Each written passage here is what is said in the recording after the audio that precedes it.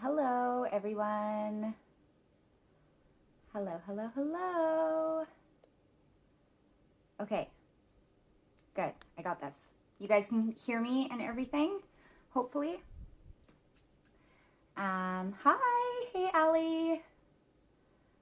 Feel free to say hi so that I can respond back to you.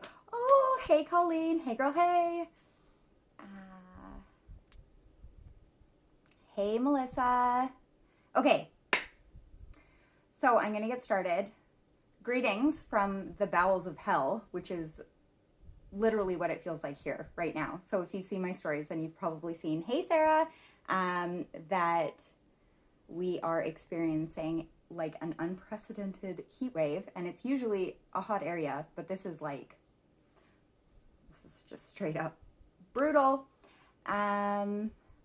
So I will probably be on here fairly quickly today. But I wanted to talk to a common issue that a lot of us have, which is trying to keep our vibe, like trying to keep ourselves good, keep ourselves grounded, keep our moods stable, even when other people around us are maybe experiencing a bad day or lashing out or anything like that. So this is something that most of us have experience with. If you, there's a few people here that are in the coven. So if you guys don't know, I run a coven through Patreon, which is $7 a month. It's not like a coven, like it's not a witchcraft 101 thing. It's mostly personal development. So you can check out the links of my bio if you're interested. But if you're looking for like a how to witch thing, that's not what I do. Like my practice is super intuitive, super nature based. There isn't really much for fucking rules and shit like that. So that's not the sort of thing that you will find there, but you will find lots of other great stuff, including me prattling on about shit like this. So we're going to get down to it. Hey, Dave. That's my husband. Okay. So today we are going to be talking about, trying to keep your vibe stable when other people around you maybe are kind of crashing in with their bad day or their bad energy or their whatever the shit they're going through, and trying to keep your shit separate from their shit. So this is something that's super important, especially for those of us. First, I'm going to rewind, but especially for those of us who identify as empaths. So is there anybody here who identifies as an empath? If you do, feel free to say hi. So as a lot of you know, like empaths are people who feel like they really, really feel and really kind of get influenced very strongly by other people's energy. I personally identify as an empath, but I also, as the people in my coven know, I also kind of hate the term, and I kind of hate this idea that we can be just like jerked around so easily by somebody else's energy. I think that it's everybody's responsibility to learn how to keep themselves grounded and keep their own shit separate from other people's shit. That being said, I understand exactly what it's like because it's something that I suffer from. So that's why today we're going to be talking about this issue, which is actually called emotional contagion. So what happens is you can have this person who's feeling, this certain mood, and then this person who's feeling this certain mood. And what ends up happening is they kind of tend to converge. So oftentimes what we have is these situations, for example, like if you've ever been, this is something my husband can probably identify with, but if you've ever been at a long day at work, you're having a great day, fine day, whatever, everything's good. And then you walk in the door and like say your partner is at home and they've been, just being screamed at by kids all day, tons of shit going on, whatever. So their mood is like definitely off. And then you kind of have to make this adjustment where you're like, your mood shifts because of the influence of their energy. And so just like as a little side note here, when I'm talking about energy, I'm not talking about, as most of you know, I'm like a very skeptical person. So I'm not necessarily talking about this thing that's like super like woo woo. We all have energy. We all communicate in this way that is very much nonverbal. So we can tell if somebody is having a bad day. We can tell if somebody is excited. We can tell a lot about people based not on what they say, but on their eye movements, on their, the things they're doing physically with their body, their facial expressions. All of that plays into the idea of energy. It's not just energy, this like weird nebulous vague thing, which, by the way, I do also think that that exists, but I think it's also interacting with your actual physical signals, the things that we're picking up as interpersonal beings from one another. I used to work for someone who was very neurotic. I became so much calmer. I stopped after working for her. Yes, exactly. Coworkers, that's a huge one. I used to work at a day program. I was a manager of a day program for adults with developmental disabilities. The energy there was bananas. But there was certain people. Bye, Elisa. Thanks for coming. There are certain people that when they were on my staff team, it was like the whole vibe of the entire group shifted. And so if you are interested in psychology at all or group dynamics or anything like that, then you'll know this idea that every single time a different person enters into a system, they can change the entire mood and flow of that system. So, okay. So basically what we're talking about, sorry, I keep getting distracted. What we're talking about is trying to keep your own vibe stable in those conditions. So first of all, I think the really important thing that we can all work on is knowing ourselves. So self-awareness is one of the biggest things that can help you if you end up in a situation like this, especially if you're a person who does identify as an empath. So for me personally, I can get in these moods where it's like, with my mental health issues and plus the fact that I identify as an empathetic person, I can get in these moods where I'm like, I don't even know where the fuck this came from. This is not mine. Like, is this mine? Is this not mine? Is this coming from something? What happened to me? Like, it can be this whole thing that can be very kind of confusing. So self-awareness is something that can help a lot with that, because when you are a self-aware person, you can kind of stop, take a minute to ground yourself and take a minute to feel, where am I feeling this in my body?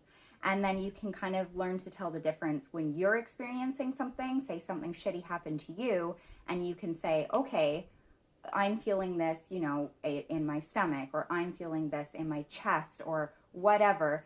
And then when you're kind of influenced by somebody else's mood, you can say, okay, where do I feel that? Does it feel like, am I feeling this somewhere different in my body? Is it the same?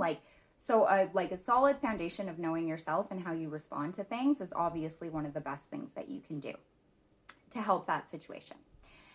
So at the end of the day, your shit is your shit and somebody else's shit is their shit. And so it can be good if you're in a moment where you're recognizing that you're trying to match somebody else's energy. So that's something that I definitely do. I seem to act as a mirror often. So if I kind of end up in a situation where someone's in a shitty mood, I find myself matching them, and it's almost like I'm throwing it back at them. And it's not a thing that's out of spite or anything like that. It's something that I just naturally do, and it's something that I've had to work on a lot to stop myself from doing that in an automatic way, because I realized that I was very easily jerked around by other people's moods, positive and negative, which, I mean, if someone's having a great positive day and you catch that, that's a wonderful thing. But we all kind of want to be able to come to this place where we can really just be an island all on our own, so that we aren't constantly on this roller coaster ride of being jerked from here to there and everywhere when it comes to mood. So one of the biggest things that's helped me trying to recover from this specific issue is realizing that if their mood can influence me, then my mood can influence them. And it is a far better use of your energy to try and stop, breathe. So I'm a huge fan of 3 to 6 deep breaths, and I mean deep. I mean even just do that 3 times and you'll feel it in your body, you'll feel it in your head, you'll feel it everywhere. The difference, seriously, I'm not just talking out of my ass here. Try it, it's good. So when you do that, you can ground yourself, and then you can say, how do I want to respond? What is the mood I want to be in? Even if it's not the mood that you were in to start with, If you have the ability to get sucked into somebody else's mood, that means that you absolutely have the ability to turn it around and make a choice to try. I'm not saying being successful, that's something completely different. You have the choice to try to recalibrate and be the person who's doing the influencing. So now whenever I see somebody who's in a bad mood and I'm around it, I try, not always successful, that's important. I try to just ground myself, breathe, recalibrate, and I try and bring my energy up to this level where hopefully I can lift instead of being dragged, if that makes sense. Does that make sense? Just catching up on these. Yeah, so basically what that's about, and the reason why we talked about this in the coven was that we were doing energetics this month. So we were talking about protecting your energy, how to align your energy for the things you want, things like that. So when you do that, you're basically setting an energetic boundary. And it helps too if you're in a situation where you can actually get away. Like if it's really bad, like if you're, say, in a situation with like your spouse or your parent or your boss or just someone that there's like a little more entanglement there, it can help if you can just go away, literally scream into a pillow. Like it doesn't matter what works for you, you do you. It just, what matters is the fact that you can catch it, recognize it, and make a move to change it. So often if you can go into another room too, and I try, and sometimes when I breathe, I'll imagine myself being encapsulated in like a bubble of white light, which sounds so basic and so ordinary, but honestly, it's just something that can be super helpful just in the moment to try and go, okay, this person's allowed to be in a bad mood, or this person's allowed to be upset about something, or this person's allowed to feel whatever they're feeling, but I'm allowed to have an energetic boundary and I don't have to match that. So it's kind of trying to just catch that automatic reaction that we have. I love that, but it's also a lot of energy, and is that even my job to do that for them? You're not doing that for them. You're doing it for you. So what I'm talking about is not necessarily trying to force somebody else. That's a whole other thing. So if you are in a situation, say, and we've all been there with this, where you're in a situation with someone that, say, you have to spend a lot of time with or whatever, even with your kids, which is like my biggest one. But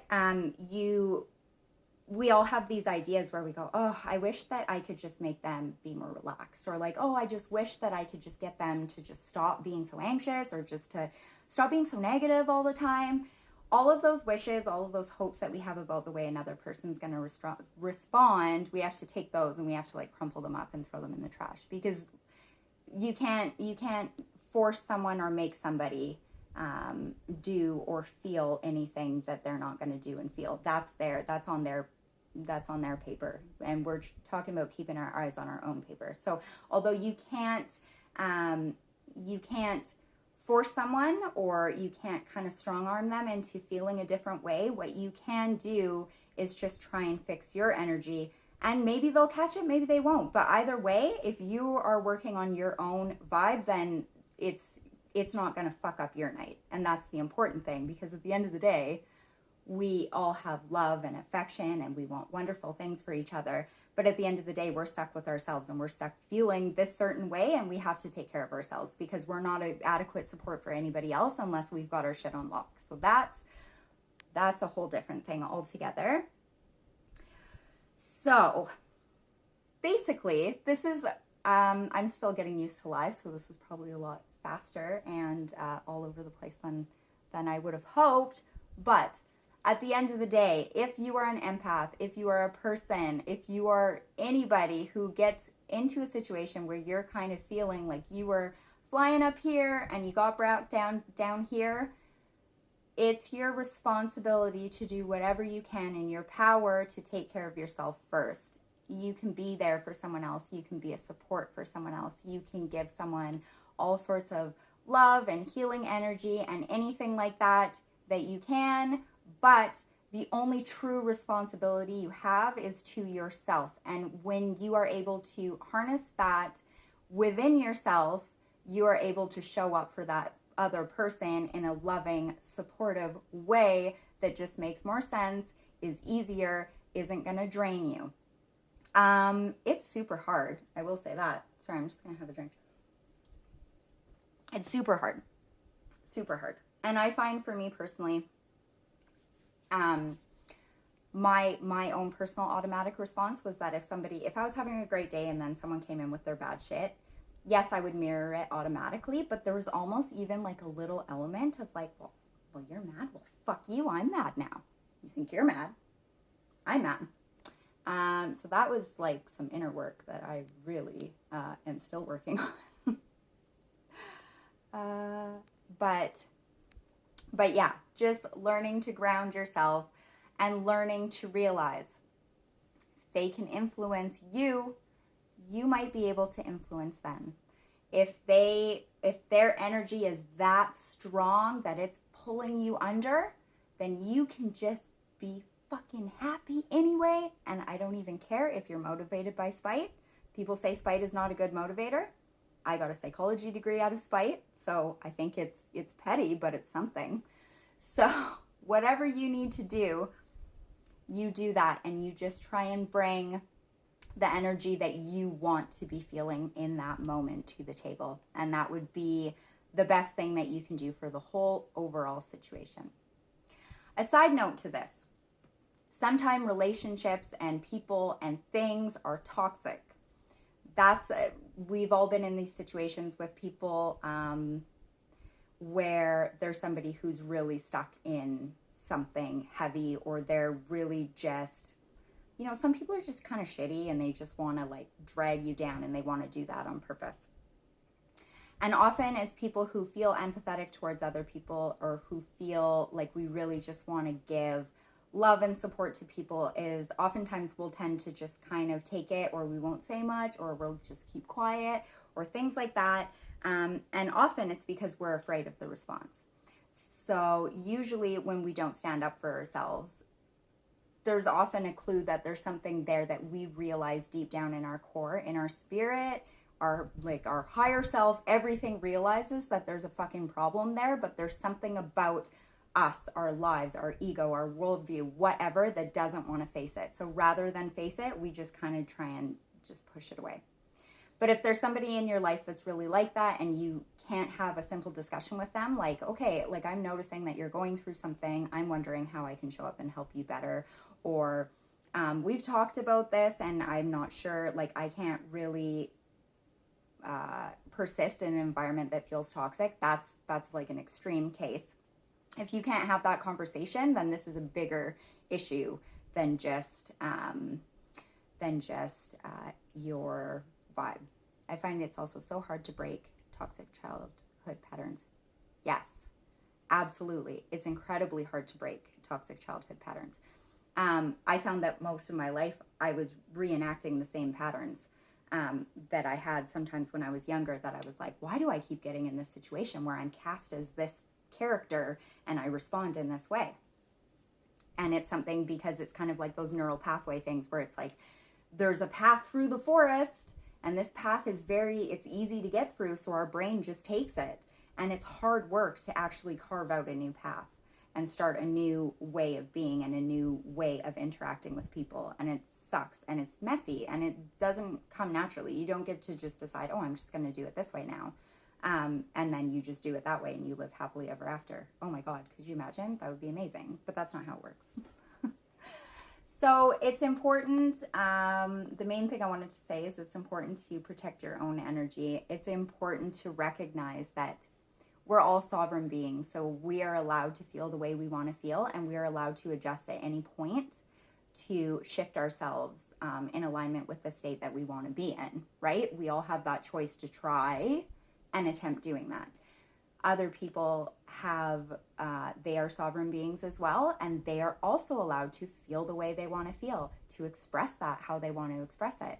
Hopefully, if it's like an actual meaningful relationship, you guys are able to do that. Everybody is able to do that in a way that is respectful, in a way that is kind, and a way that is mutually supportive. Or even if it's not, you're able to get together after and kind of hash it out.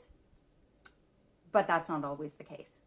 When that's not the case, then it's a bigger issue. Then it's a boundary issue. Then it's a re-examining the relationship, re-examining the toxic workplace, re-examining, like, for me, I had to re-examine my entire way of parenting, because I realized that the way that I wanted to parent and the way that I expected my kids to behave is not in alignment with who they are as tiny people. And that's a hard pill to swallow, and I'm still trying to figure that one out. But that's life, and that's parenting. So I call it the art of protect. It's so true. Having difficult is so important. Yes, absolutely. So that's kind of all I wanted to say about that. If anybody has any questions or comments, let me just check here. I'm happy to take those. Thank you guys all so much for coming here. Sorry, there we go. Thank you guys so much for coming here. So just so you know, I do have a Coven, a group, a personal development group through Patreon, where we talk about things like this. We talk about how to deprogram sort of our automatic reactions. We do it through the use of ritual, and we do like journal prompts. We do things like that. We do new and full moon rituals and spells. All of these things are just a way to hack our own brains into fucking cooperating, because as we all know, like, we live in this really strange society where it's considered super normal to like walk around with this inner critic talking shit about us all the time. Like, that's considered a normal thing. But if you were to see somebody like in front of a mirror being like, no bitch, you got this, you're beautiful and strong, you're amazing, we would think that that's a weird thing. That should not be weirder than the other thing. That's all I'm saying. Anyway, I will talk to you guys later. Thank you so much for being here, and I hope that any of you who are in the like Pacific Northwest area are taking care of yourselves and staying safe and staying hydrated and sunscreened up and all the rest of that shit. And yeah, that's it. Have a good night.